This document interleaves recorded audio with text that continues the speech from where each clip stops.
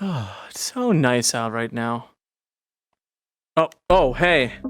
Well, this is just a pistol. Don't worry about it. You've caught me at a bit of a precarious time. I was just kind of minding myself up against this tree. I apologize. I wasn't expecting company. But hey, while you're here, you should go ahead and subscribe to the channel. You know, it'd be nice of you. I'd appreciate it. Oh, I probably shouldn't point that at myself. Subscribe. Really, seriously, it means a lot to me. Shows that you like the video. You know, we haven't gotten to it yet, but shows that you like it. Leave a comment, like, subscribe, all that stuff. We have a Discord. It's in the description, etc. I have a Twitter if you want to see me post things like, PP and, things like. You think Beethoven's farts had like a musical element to them? You know, stuff like that. You know, really good quality content for you to okay, you know what, I hope you do the things I asked. Thank you. And I guess we'll just we'll get this show on the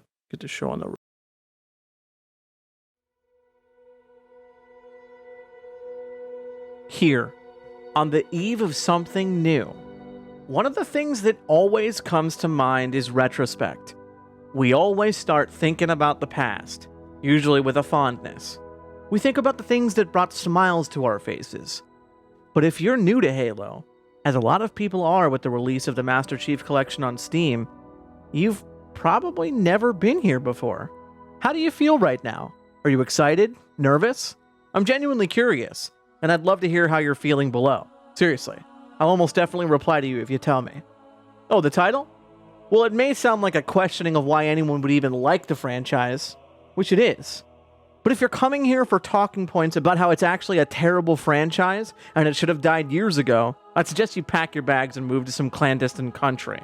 Because here, on this channel, we kind of like Halo. You might not have noticed, because at a cursory glance, it isn't super obvious. But yeah, we're big fans. Can I ask a favor, though? Come hang out with me. Come sit up on the couch with me and let's talk about it right here and now. Maybe, just maybe, by the time we're all said and done, you'll understand why we all love it so much, even on days where it can feel like it doesn't love us quite the same. My goal is for you to walk away from this knowing what that magic the franchise offers is, and why we feel so strongly about it. It might even explain why some people have such impassioned responses to some of the most seemingly mundane elements of the game.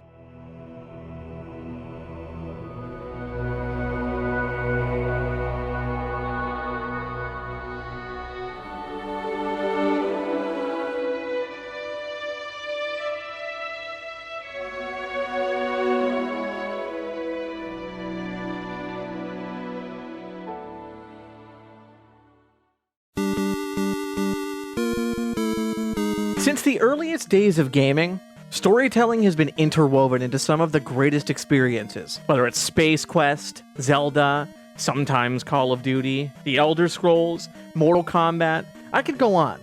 Games tend to like telling a story, a sense of tragedy, a sense of accomplishment, victory, glory, disdain, hatred. All of these emotions can be thrown into a pot and used to twist and turn the stomach of anyone. Not all succeed, but a lot do. So how in the hell are you gonna tell me that a 7-foot-tall super soldier is someone I'm supposed to give a crap about? Yeah, it's so cool to go around shooting aliens and mowing through everything. But where's the real risk? Why would I ever have any fear whatsoever? I'm invincible. It's kind of awesome, all things considered. Well, obviously Chief isn't exactly emotionally available throughout the story. Or is he? Well, no, he really isn't. But he isn't supposed to be. The fundamental idea in Halo's original trilogy behind the Chief's characterization is that he was more or less designed to be an emotional conduit. Is Chief scared throughout his journey at any point? Of course he is, because you are the Master Chief.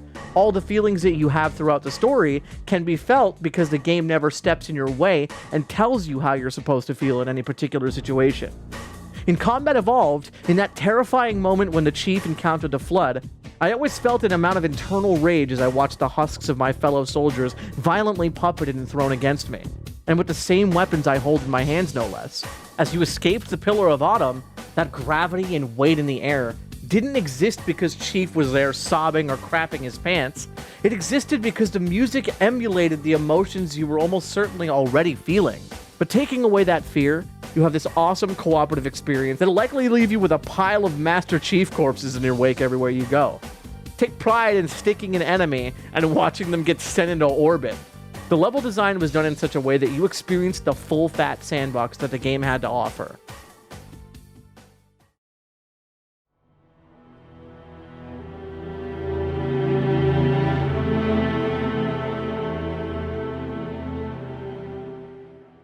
Halo 2 asked you to stomach something pretty tough. It asked you to swallow the bitter pill of having to play as the zealot that was responsible for so much destruction of humanity and its colonies. I mean, rewind just a little bit, and this dude was probably warting it up, wiping out some squad of Marines or something. But as I watch his torture and fall from grace, I can't help but press forward on that thumbstick, because I need to know why this loyalist is so important. I struggle to relate to this character, the Arbiter, because they are the enemy. But before long, I'm interwoven into the fabric of the Covenant and see that the cloth is weaved from falsehood. The hierarchs, the prophets. The great journey only serves one purpose: to destroy everything.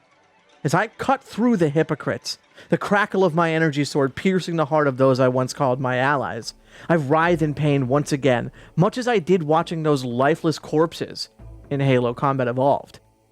This feels worse, because instead of being dead and gone, they lie before me, shouting as if I commit heresy, when their entire purpose exists on a foundation of lies. Along with the same suite of bread and butter sandbox gameplay, Halo 2 naturally brought a wealth of quality of life changes. Things like a refined aim assist, and melee lunge, essentially working as a lock-on that brings you towards your enemy. This is something that games still use to this day, across all genres. We can't forget all the amazing Easter eggs either. We also got skulls, baby! Now you have the pleasure of, not being able to see your weapons, watching a sea of confetti explode from every grunt you shoot, or you could make them all invincible if you like pain and suffering. You could make them invisible and significantly tougher, on Legendary no less. That's exclusively for people who like watching videos of pimples being popped on YouTube. You disgust me. One of the only major downsides to Halo 2 is the ending of its campaign. With Chief on his way to Earth in one of the roughest cliffhangers ever, we get to wait who knows how long to finish the fight. Good thing you're watching this in 2021 and the amount of effort you have to go through to finish out the trilogy consists of, oh man, I finished it. Now what do I do? Alright.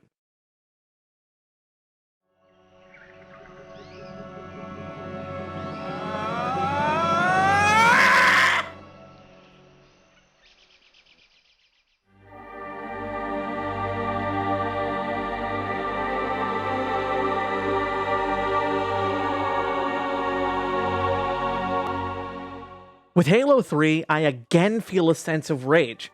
I watch as these invaders ransack my planet, desecrating sacred institutions, obliterating our last bastion of hope, Earth, all in search of some construct. As we take the fight to Installation 00, the Ark, I watch my comrades who I've gone to hell and back with fall.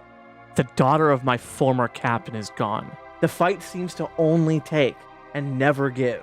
So that final confrontation of the Prophet, as his heart is pierced, brings an end to the empire that brought humanity to its knees. But the satisfaction rings hollow, as the Gravemind sets his eyes on what remains. In a desperate, seemingly final act, we detonate a halo, wiping all sentient creatures within light years out. The threat of the Flood, the Covenant hierarchy, all of it. Nothing but dust and echoes. Or so it seems. Then yada yada yada, we play through Legendary and we see a giant-ass planet, which everyone 100% thought was either Reach or Onyx back in the day. Side note, that one doesn't come back for like, way longer than expected. But of course, we gotta go in 4-player co-op, since that's a thing now. Double the team killing, and even better, you get to play as random dinosaurs. But of course, soon came whispers of a campaign DLC for Halo 3. One day, we were greeted with a trailer. And here's a fun fact. Some of you younger kiddies out there may not know or remember, the DLC for Halo 3 was announced by the name of Halo 3 Recon. That's right, the coveted armor got its own DLC, but it didn't, because Bungie had different plans. You see, rumbling within Bungie's higher-ups was a fatigue toward Halo, a yearning to try something different. So basically, because Bungie was looking to move on, they made an agreement that they make 2 more Halo games from Microsoft, and as a result, this Halo 3 Recon DLC graduated to a full-blown game! Oh, also, it prefers to be called Halo 3 ODST now. But what in the hell is ODST about, you ask? Stop rushing me, seriously. I'm in the zone right now and you're really breaking my concentration.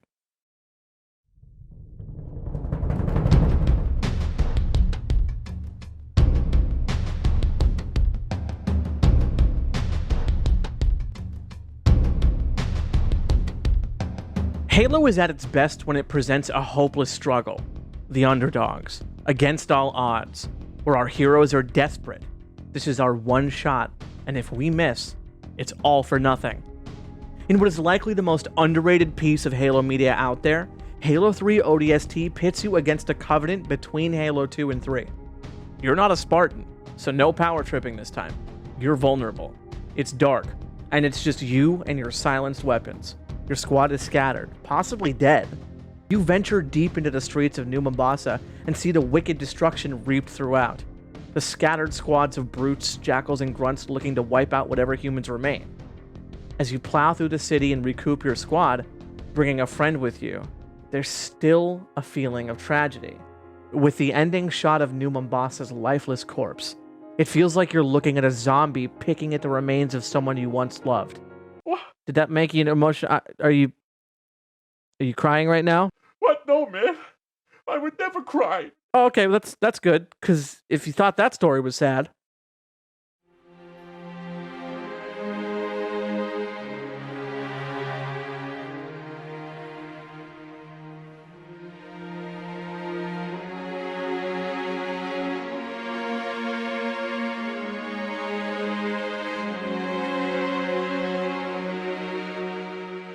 If Bungie hadn't adequately articulated yet the feeling of loss for you, I'd be hard-pressed to find someone who thinks that Halo Reach is devoid of emotion. What Halo Reach in particular succeeds so well in is maintaining that these Spartans are these rock-solid, stoic heroes. They dig their heels in and do what needs to be done.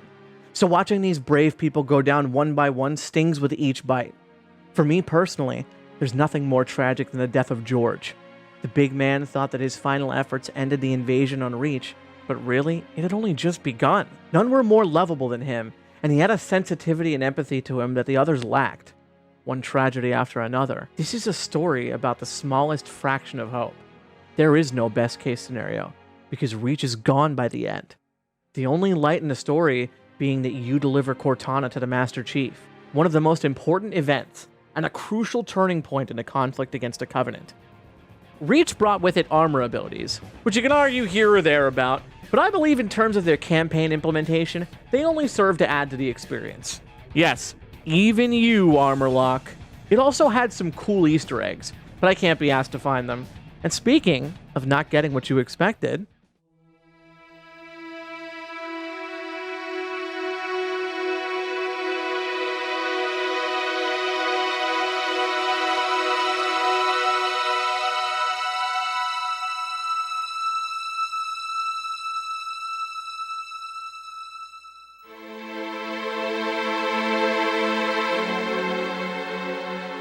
with Master Chief coming out of cryosleep, having been awakened by Cortana, something's wrong.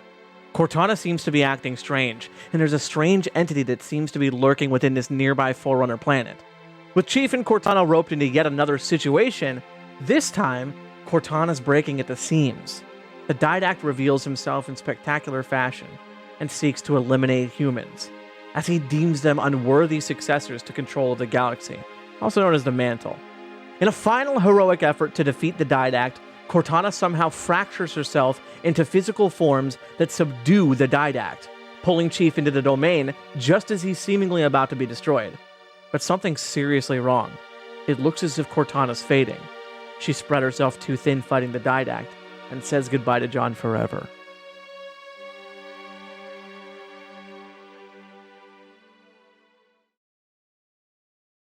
And then she immediately appears at the beginning of Halo 5! But what Halo 4 did was essentially take the gameplay systems that Halo Reach kind of nosedived into, and it refined them for a bit more of a dynamic experience. There's a lot of debate about whether or not Halo 4 is a meaningful addition to the franchise, but I believe its campaign is solid in terms of story. Its use of armor abilities is infinitely better than Reach, if not just because everyone gets to sprint. Why did we have to make sprint an armor ability, even though Spartans sprint all the time? The world may never know. Now, we're just not going to dive into Halo 5's story because it serves only as a goalpost. And the key point is this. Cortana's evil now and wants to take over the galaxy, and all the emotional levity that Halo 4 had is thrown out the window for some reason that I to this day still can't really rationalize. Halo 5 did feature more robust co-op systems and functions. You can command AI if you don't have all 4 players in a lobby, and you can also revive people. But I'd be being very disingenuous if I said that this game wasn't shallow. There are some moments where it truly feels like something incredible is about to happen, but pretty much any time that happens, it falls through. Halo's campaigns have always been a sacred thing for a large portion of the Halo fanbase. Whether it's the story that's told, or the stories you walk away with from all the stupid stuff you did. Like that time where we got out of the first mission by standing on each other's heads, or the time where we tried to beat the last mission in Halo 3 with someone standing on top of our Warthog. That one didn't really end so well. There's really always something fun to do, because Halo's sandbox lends itself so well to its experiences. Anytime a new Halo launches, the first thing I do is blast through the campaign. The good news is, the year is now 2021. Chief is back. He looks as classic as ever, and the storytelling looks like it's getting back to an intimate place where we can all get excited. But wait, you don't care? Campaigns are dumb and you don't like them? Okay, first of all, we definitely can't be friends. Second of all, never heard of multiplayer? Oh boy, does Halo have that. But if you want to hear about multiplayer, then listen, bucko, you better hold off. Because that's going to be what we discuss in the multiplayer part of this 3-part series.